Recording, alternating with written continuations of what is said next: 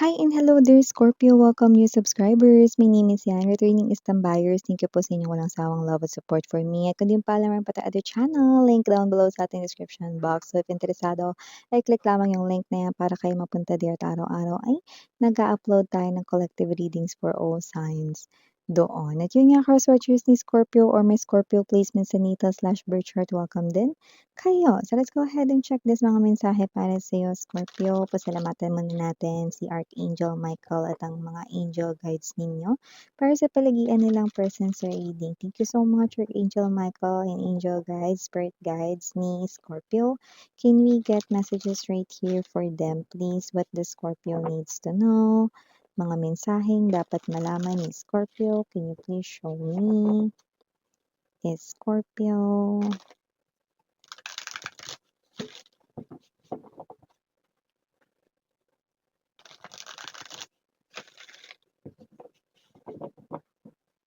Okay, so let's go ahead and check this mga mensahe para sa iyo, Scorpio. So guys, you do have here the energy of Six of Earth. We also have here the Star. Nandito rin for you guys the Ten of Air or the Ten of Swords. We have here the Sun, the King of Coins or the King of Earth, Eight of Water or the Eight of Cups. Bottom of the deck, we've got the Transformation or the Death energy, Messenger of Fire, and the Messenger of Earth. Okay. Okay, mukhang meron ditong energy na merong gustong sabihin sa inyo rito, no, yung truth about something, pero mukhang alam niyo na yung truth bago pa ito sabihin sa inyo, no? Parang may energy kayo rito na, alam ko na yun, ang tagal na. Yan, no? So, pwedeng may magchika sa inyo about something, no, or about someone na parehas ninyong kilala, no, nung taong magsasabi sa'yo, no, but definitely, hindi ka na nagulat. Okay lang, alam ko na yan. Parang may ganong energy, parang okay lang, alam ko na. Yan 'no, so may gano'ng klase ng energy 'no. Yeah, you know mga babes 'no, kasi you Scorpio, malakas kasi ang mga intuition ninyo, yung kutob ninyo 'no, pinakikinggan niyo 'yan 'no. So, if you feel like there's something wrong, okay, or if you feel like there's something right, then, yung intuition ninyo ay on point 'no, nafi-feel, naba-vibe mo agad 'no. So, kung ano man 'yun parang hindi ka na affected sa kung ano man dito yung malalaman mong balita or truth na ma-reveal because alam mo na, bago pa yun sabihin sa'yo. Okay? So, kung ano man yung klase ng specific situations na yun, it could be anything, no? But ang importante, hindi ka na naapektuhan. Yun, no? So, pwedeng dati, affected much ka nung nalaman mo yan talaga the very first time, no? Pero ngayon, hindi na. So, it's okay na for you, no? So, aside from that, no, Six of Earth energy and the Sun, I do see, no, na mukhang meron ditong energy na makatutulong ka. Tapos, super gaan sa feeling, super sarap sa feeling, yung parang nakatulong ka din wala kang hihinging kapalit. So, kahit sino naman ito na lumalabas dito pero may matutulungan ka talaga. Pero yung akala mo na walang kapalit ito, ay wag ka te. With the Star and the Sun right in here, no, mukhang sa pera babalik ang good karma na ito. At ito ay may possibility, no, na matanggap mo ngayong December. Yan, no, parang may energy dito mga babes na hindi lang si boss mo magbibigay ng Christmas bonus, kundi si universe na rin, no, pera, pera, pera, money, money, money. Yung nakukuha natin dito 'no, na magiging balik or good karma mo sa kung sino man 'to 'no, na matutulungan mo 'no. Even if it is a stranger or even if it is someone right in here 'no, na, you know, kilala mo or kakilala mo or someone close to you 'no, whoever that is 'no, na parang hindi mo na siya rito hihingan ng kapalit sa pagtulong mo rito like boom, 'no? This blessing will definitely come into your life, 'no? December, ang taray, 'no? Saktos talaga dito sa ating holiday season. Aside from that, Scorpio, we have here the Star and there's this Ten of Air energy. It looks like, mga babes, 'no, meron dito, 'no, na nahihirapan ritong mag-move on sa'yo, pero mas nahihirapan siya ritong tanggapin, 'no, na alam mo yun, wala na kayo ngayon sa life niya dahil sa kanya ritong pagta-traitor sa inyo. Ten of Air energy is an energy of someone right in here 'no, na, eh, hindi ko alam kung kailan siya dito makaka-move on, pero pinagdarasal niya talaga dito kay God 'no, na maka-move on na siya sa'yo. Pero ang tagal na, hindi pa rin siya nakaka-move on sa'yo 'no, pero mas hindi siya dito nakaka-move on, okey, na siya yung, dahilan 'no kung bakit nagiging ganyan yung buhay niya ngayon. Betrayed 'no, traitor, parang alam mo yung sinisisi niya yung sarili niya rito 'no, at parang hindi niya rito mapatawad ang kanyang self up until now 'no. Yung iba ang tagal niyo ng hiwalay lumbas dito, possible na 5 to 6 years, yung iba puwedeng 1 decade pa nga 'no, pero parang kailan lang siya rito inusig ng konsensiya niya. So, kung sino man siyang energy right in here 'no, this person here is praying 'no, sa kahit sinong God na lang 'no, na maka-move on na siya sa'yo pero nahihirapan siya rito. Okay.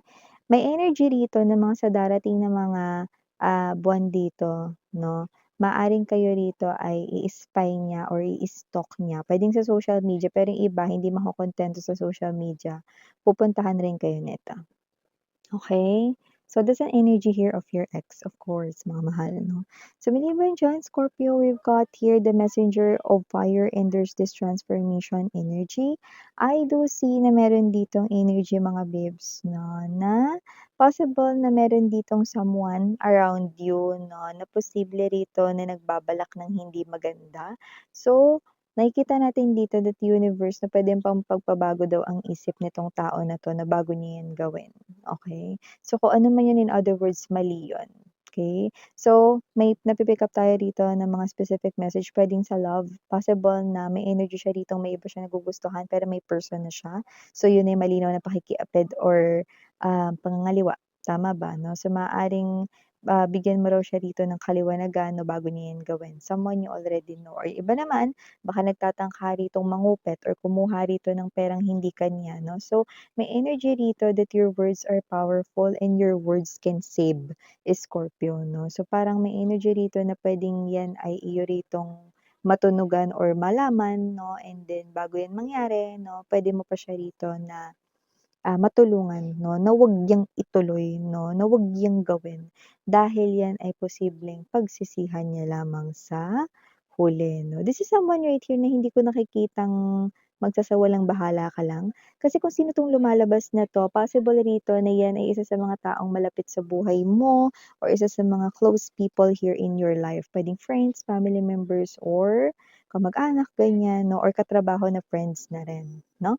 So, maliban diyan, Scorpio, may energy rin po dito, mga mahal 'no, na posibleng meron dito 'no, na makikita mo ulit 'no, na childhood friend or dating kapitbahay since LM days 'no, or school days mo pa nag-aaral ka 'no, or whatsoever. Basta parang ang tagal mo siyang hindi nagkita tapos 'pag nagkita kayo magugulat ka kasi ang laki ng iginanda niya or igwinapo niya rito 'no. May energy rito, mga babes, na kung sino man siya 'no. Yes, yung iba possible na magka-crush kayo sa kanya rito, pero yung iba maaaring, magulat lang kayo, matuwa lang kayo 'no. So, parang ito ay continuation lang ng inyong friendship, may gano'ng klase ng energy. Kaya kung sino man 'tong energy na 'to lumalabas rito 'no, Scorpio, na whoever this energy is na makikita mo siya ulit, na magkakausap kayo ulit 'no, magkakaroon ulit kayo rito ng connection 'no, ngayon sa social media, sa Facebook, Instagram 'no, sa kahit na ano ritong social media platforms 'no. Puwede mo na siya ulit ditong makasalamuhay 'no. So, parang nangyari kilala mo na siya matagal na, pero parang nagkaroon ata kayo rito ng distansya kasi puwedeng lumipat ng bahay ganyan or nagtrabaho sa ibang lugar yung parents 'no, or puwede rin naman 'no na may energy rin dito na nag-aral ng ibang school, 'di ba may mga gano'ng klase ng energy. May pagluwas, may ano, may travel 'no, may travel ditong nangyari, okey. Okey, sorry about that, mga babes 'no, 'yan nalobat kasi tayo. So, going back right in here 'no, sa ating pinag-uusapan 'no. So, aside from that 'no, meron pa kayong ibang messages right in here 'no. So, we have here 'no, an energy that someone here 'no will, someone na nakikita ko ditong gustong makipag-friend sa'yo. This is someone new at possible na ma-meet at makilala mo raw ito 'no, sa isa pang friend mo. So, parang kung meron ka ng existing friend 'no, possible na ito ay makilala mo through him or through her, okey? So, wala tayo ditong gender ba, lalaki, LGBT. So, kung sino man itong new friend na ito, nakikita ko dito na magiging long lasting yung friendship mo sa kanya, although bago pa lang siya dito 'no, dahil makikita mo dito that this person can be trusted, and also this is someone right here na nakikita ko dito that this person will respect and look up to you. Okay, an energy here of a younger female or male, wala tayong gender dito, na basta someone could be younger than you sa age, is someone who is appearing here, no, as new friend, no? At kung sino man 'to, lumalabas na possible mo siya rito maging friend, no, for such a long time. Kasi this person right in here is someone na nakikita ko dito magiging isa sa best companion mo. Wow! See, parang from stranger 'no, to friendship dito. So, maliban diyan, Scorpio, nakakuha rin tayo ng energy dito na possible dito na meron kayong wish 'no, about money 'no, na possible dito na matupad. Wow! At kung ano man ito mga babes 'no, possible na ito ay promotion sa inyong work, lumalabas rito 'no, or possible rito na kung may negosyo kayo, mas magiging kilala, magiging matunog or mas tatangkalikin yung inyo rito na negosyo, business. Iba, small business owners right in here na possible na lumaki or maging big yung inyo rito 'no, na business. So, magtutuloy-tuloy yung magandang pasok 'no, ng luck or swerte sa inyong negosyo. Maliban diyan, Scorpio, lumalabas din dito ang energy 'no, na medyo mag-ingat. Okey, kasi ngayon na lalo na ngayon 'no, holiday season 'no, possible dito 'no na may energy na may mga nanlalamang 'no, pero hindi ito snatcher 'no, hindi ito yung mga holdupper 'no, okey, pero parang gano'n na rin. Bakit miss 'yan 'no? Lalo na may energy dito 'no, na either ang nakukuha ko dito supplier or whatsoever, yung pagbibilhan ninyo possible na dahil masyado siyang maboka, eh, imbes na kayo rito ay makatipid, possible na mapamahal pa kayo rito, ano. Parang dadaanin nila kayo rito sa parang promodizing, gano'n. Yung sounds like nakatipid ka pero yung totoo 'no, parang, naglabas ka pa ng extra money rito 'no, 'yan 'no, parang in other words para ka na ring na-hold up doon 'no, 'yan 'no. Yung iba manlalamang ng ganyan ha, may gano'ng klase ng energy. Pero meron din tayong other, message 'no, patungkol doon Scorpio. Possible din kasi na mag-overspend kayo. Possible na ganito nakita ko rito, isa lang naman yung bibilhin mo. Example, bibili ka ng bagong phone 'no, pero dahil magaling na mag-sales yung, um ang tao dun 'no, sa boutique na yun or sa shop na yun na possible na imbes na cellphone lang mabili mo baka bumili ka na rin ng headphone, bumili ka na rin 'no ng ibang accessories 'no. So, may gano'ng klase ng energy. So, beware 'no sa inyo rito na paggastos. Alright 'no, especially nakikita ko dito na ang goal ninyo 'no is makapag-save more 'no bago umenter ang year 2026. So yeah, guys, those are all the messages I've got right here for you, Scorpio. Thank you so much. No, again, I'm Yuriana, only for the girls, and Yana do not for the boys. Sarang love and light. Annyeong.